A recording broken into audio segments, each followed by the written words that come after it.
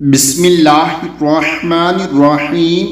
رسول اللہ صلی اللہ علیہ وآلہ وسلم نے ارشاد فرمایا، جو شخص رات کے وقت یہ آیت پڑھے گا تو اللہ تعالیٰ اسے اتنا بڑا نور عطا فرمائیں گے جو عدن سے مکہ تک ہوگا۔ فمن کان یرجو لقاء ربہ فلیعمل عملا صالحا ولا یشرک بعبادت ربہ احدا۔ جو شخص اپنے رب سے ملنے کی آرزو رکھتا ہے وہ نیک کام کرتا رہے اور اپنے رب کی بندگی میں کسی کو شریک نہ کرے۔